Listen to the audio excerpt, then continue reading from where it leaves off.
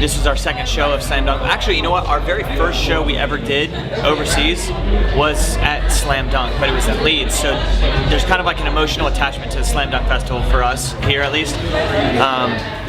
But today we all feel more confident in the show. You get really, really nervous every time you play the very first show, and today should be better. The fans were unbelievable. One of the stage managers, because we're on main stage, and I think we went over our set time like 2 or 3 minutes because we were having some technical difficulties. I was like, I hope that's not a problem, and they were like, no, you guys have had the best turnout, the best show so far of the tour, which is a huge compliment because we haven't been over here for a couple years. So it's nice to know that we can come back and the fans are still amazing. I think so, yeah. Or maybe it was with Simple Plan. I can't remember. They all kind of get jumbled up, but it was at least 1.5 years ago. Highlight was that the weather was incredible for the majority of the day, and then it started dumping down rain right around our set time, but it was an inside venue. We had the inside stage, so everybody came inside. It was really cool. It was forcing new people to listen to our music, which is always fun.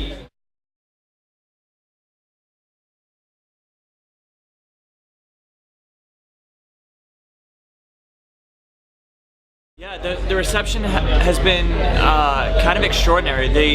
We did the whole album entirely by ourselves with the help of our fans. We didn't have like a label or anything like that, so we put out an Indiegogo campaign, which is like a donation type thing, and we raised $150,000, or like I think 80,000 pounds is what it would be, and we used that to make our album, and I think that's why it's done so well, is that the fans helped make this, so they feel like they own it, they feel like they're part of it, and they're proud of it as we are. So it's definitely, it did better than any one of our albums really combined before, because this is our 4th album, so all the other 3 albums that we put out before, this sold more than all of them combined, and that's really awesome for a band who's in their 8th year touring, and usually you have that spike and then it kind of goes down and down and down, but we've kind of been on this steady rise for the past 8 years, and it feels really good to know that we're still building and we haven't hit our peak yet.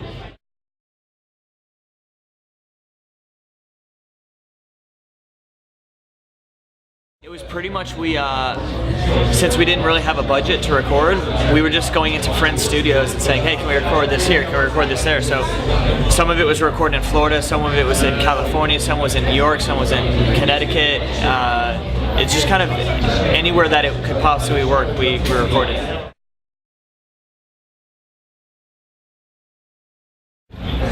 It's always the hardest question because I write every song, and so they all mean a lot to me in some sort of way, but I think the most important song on the album, if I can say that, would be a song called Just Keep Breathing, and it's really just because that song meant a lot to me. I was always bullied growing up, and I didn't have a song that I could go listen to that would make me feel better or whatever, so I wanted to write that song. I wanted to have that song so that people who are going through similar situations could go and kind of escape the real world and just listen to music and let music take them away.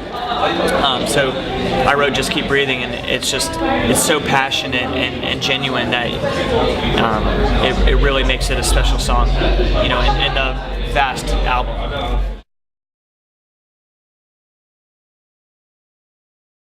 Warped Tour's great. It's like summer camp for bands. We are almost veterans of Warped Tour at this point. This, I think, is our 5th or 6th year being a part of it. It's the 20-year anniversary, so that's also special. They have like a ton of awesome bands that are coming out and playing, and we're one of the headliners, so we've finally made it to the top of Warped Tour, which is really cool. And it's 2 months, so you're on the road with your best friends for 2 months straight, and it's awesome. It's fun.